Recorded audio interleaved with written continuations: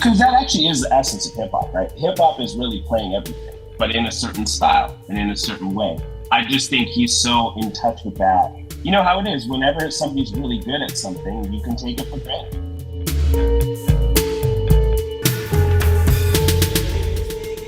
Hey, what's up everybody, and welcome to another episode of the Accolades conversation series, in which I talk to some of my favorite artists about who or what they would recommend me checking out. Make sure to subscribe to our channel or hit the like button. This week I'm talking to Shad, a Canadian rapper and broadcaster. He has released 7 full-length studio albums since 2005. 5 of his albums has been shortlisted for the Polaris Music Prize, and he won a Juno Award for Rap Recording of the Year in 2011. In 2013, CBC Music named Shad the second greatest Canadian rapper of all time. Shad hosted Q on CBC Radio 1 from 2015 to 2016. And he hosts the international Emmy and Peabody Award-winning documentary series Hip Hop Evolution on HBO Canada and Netflix. I spoke to Shad about fellow Canadian rapper Chaos, spelled with a lowercase k, intended to be less aggressive than the pseudonyms of other rappers whose names were all uppercase, such as KRS-One. It is an acronym for Knowledge of Self. Chaos music incorporates a wide range of music genres, including rap, funk, rock, and reggae. The lyrics frequently focus on promoting a positive message, while at times expressing criticism of mainstream hip-hop culture's obsession with money, fame, and glorification of violence. A musician as well as producer, Chaos has written and produced nearly every part of his 4 albums. Chaos usually performs with live bands, which is traditionally uncommon in the hip-hop genre. He sometimes plays guitar and keyboard both during live performances and in studio. If you are into my illustrations, this Accolade series started as the illustration book, which you can still get on our website, craterecords.be. This is what Shad had to say about Chaos. I got so much respect for the way you handled those hip-hop evolution documentaries as well. Thanks. That was super fun. Like, for seeing so many hip hop documentaries in my life, that range and being on Netflix and the way it was is I mean it's a perfect document for for people who don't know anything about hip hop to check as well. So it's Yeah, thank you. Yeah, I'm glad. We only thought we'd make the first season like about the origins, but. To get to make more was really cool. And I do think it has this place as like an overview, you know what I mean? Like you said, for people that love hip hop, but also for people that don't know hip hop, it's like, there's like an overview. There's obviously, we can't cover everything, we don't, but like, you want to know a little bit about Houston? Like, this is the basics, right? Like, this is the basics. It was super fun. And is it something that is going to be continued, or is it? No, I don't think so. I think it's over. Like, Netflix hasn't asked for more. And I think if we were to pick it up again, we would need some time anyways. Like, the series ends around the mid-2000s. So you can't necessarily say too much about after that yet. I think it's a hip-hop fan in me that just wants more, right? It's like, remember in the early 2000s, those beef documentaries? The first couple were very interesting, and then they started going into like really weird territory. But it was like I kind of wanted to keep them on going because it's like it's just interesting to check out. So it's but no, it was dope to see. So let's start. Like the question that I normally ask is who do you want to give accolades to and why? So I want to give accolades to Chaos, my fellow Canadian hip hop artist.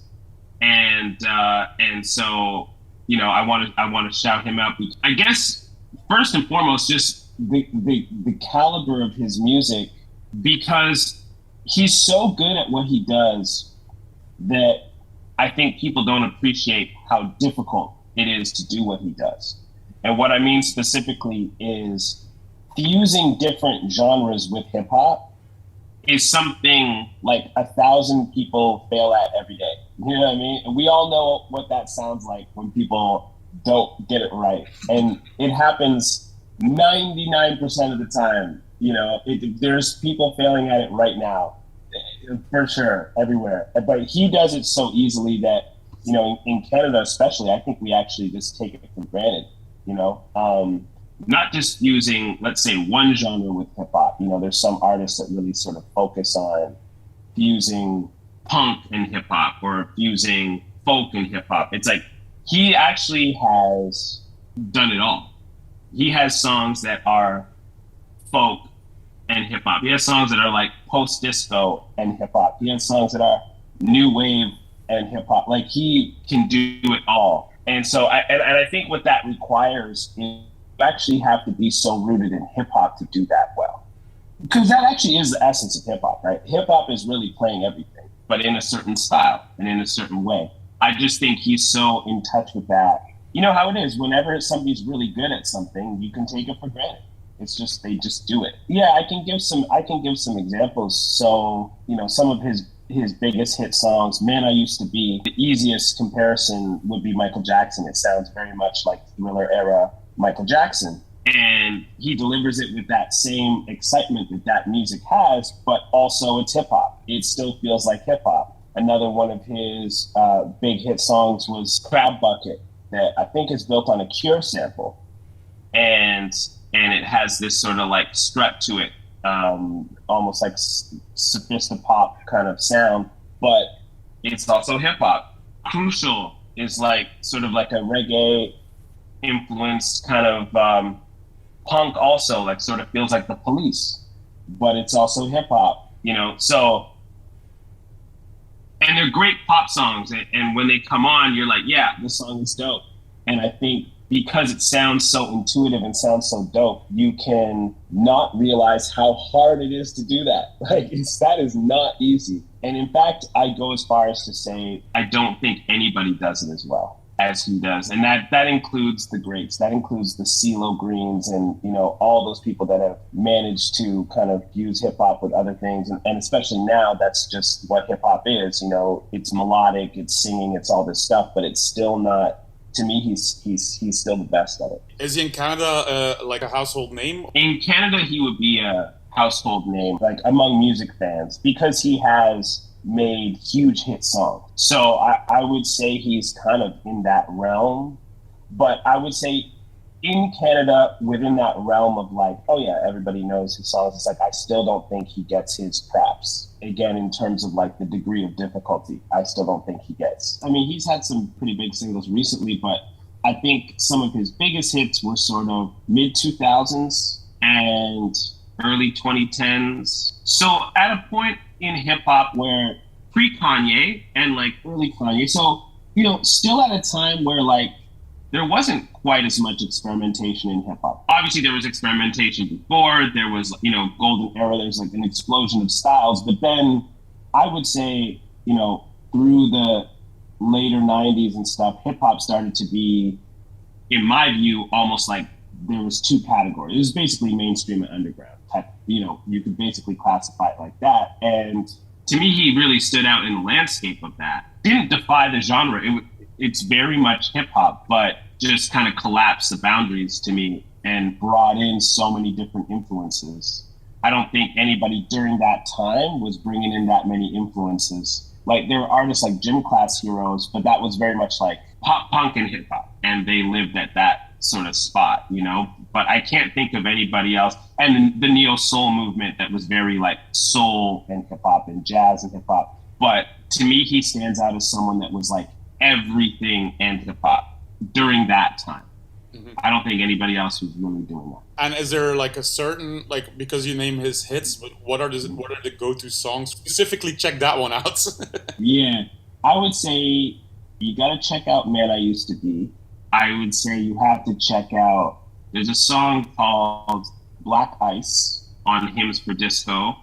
I'm kind of jumping through the years through his catalog, so you kind of like get a little sample. And then I would say, and this isn't just to plug me, but there's a song that I'm on of his called Boys to Men. And the reason why I say you should check that one out is because Man I Used to Be is the one I said is like Thriller era Michael Jackson as well as hip hop. And then Black Ice is like disco and hip hop. And then Boys to Men, which I think he produced, is like a hard RZA beat, basically. So you get a sense of like, this guy really is hip hop and he understands how it's supposed to feel, you know? What is the current state of hip hop in Canada like right now? Is it, you know, like in a good place or how do you see that? Yeah, I think hip hop in Canada is the best it's ever been in the sense that there's just more artists doing different things. Hmm. I think for a long time, hip hop in Canada struggled because there was just few avenues for the music. Like the industry here just never really believed in it. And so few artists got a chance to break out and be heard. But now the industry just doesn't hold as much power. Like there's just the internet and there's all these avenues, right? So because of that, there's just new artists popping up all the time that are dope and that are doing different things. And so I think it's better than ever. It's not like the logic thing that you would think like everybody wants to be a Drake wannabe or whatever. Like it's not that. Yeah.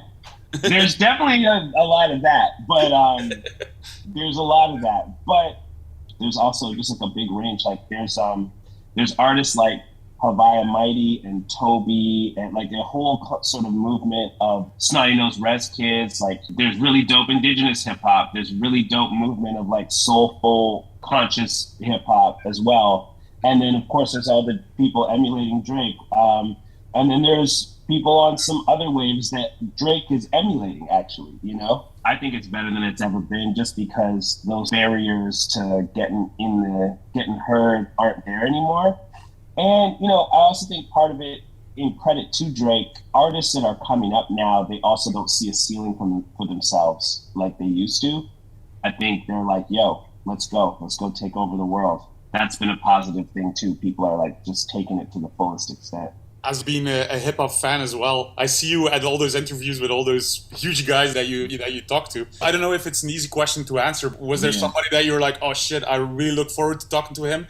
And the second part of the question could be, is there somebody that surprised you? The director always says that the only interview where I was nervous, and I would agree with this, was Q-Tip. And it was because I was surprised at how I felt in front of him. I prepared obviously for every interview and I prepare for that one, but suddenly when I was in front of him, I was like, wow, I actually owe this guy. It was this feeling of like, not just I'm a fan, but like I owe this guy a lot. This guy, along with others, started the thing that I'm a part of, you know what I mean? And so that my whole career and the best experiences of my life are because he started something. And I wasn't prepared for that feeling. But there were so many, you know, because KRS-One is another one that when I think of a rapper in the dictionary, it's like just put his picture. That's what it is. Mm-hmm. You know, it's basically KRS-One. If I had to explain it to somebody in one word, what a rapper is, it's just KRS-One basically. You know, him in an interview is more entertaining than 90% of rappers. Like he's that charismatic. I'm making a reference to the beef documentaries. I remember like him explaining. If I think of those documentaries, I think of him explaining that beef that they had with Marty Marl and yeah. You know, so that's the thing that my mind immediately goes to as well. So I can see that. And were there any surprises that you were like, oh, holy shit, that was kind of insane or whatever? Or there were so many, almost too many to remember. I'll say this, like the coolest thing for me was seeing how much of a fan of other artists these artists are. So Busta Rhymes, for example, he talked to us for like 3 hours. Anybody you brought up, he would just go on a diatribe about how amazing they are. And he told us at one point that when he was coming up, he would buy 4 of every release that came out. Every release that came out, he'd buy 4 copies of the cassette. He said he would have 1 for his car, 1 for his house, 1 for his collection, and 1 to give away. And so, like, that's how much of a fan he is. So, you know, that was cool. Or like Exhibit was another one that I think, especially because his career has gone into like television and film and everything like that. It's like the chance to talk about hip hop. That's where he began. That's what he's, you know, so he was amazing. Snoop, same way. Like Snoop was just giving props to like everybody. And you could tell he was just like a fan again and just loved to talk about hip hop. So those are some surprises that like stood out for me and that I definitely took away with me. There were so many that were like that. CeeLo was like that too. He just wanted to talk about hip hop. Cool, man. And so, but you're not working on any television or stuff like that anymore. No, not right now. Well, there's different projects, but nothing in hip hop. that I'm working on right now. Yeah, there's a couple things I've been like brought in to consult on, some like docs about like Canadian history, Black Canadian history, and things like that. But nothing on the hip hop tip for right now. I think we'd all like to make more hip hop evolution at some point. Like if we got the chance, like I was saying, with a little bit more distance, because our show ended around the mid 2000s. It's like with a bit of time, it'd be fun to pick it up again and say, okay, let's talk about maybe the Drakes and the J. Coles and but those artists are still going. I want to thank Shad once again for this conversation. Next week, I'm going to be talking to Zach from Crack Cloud about his love for Gene Clark. Thanks for listening.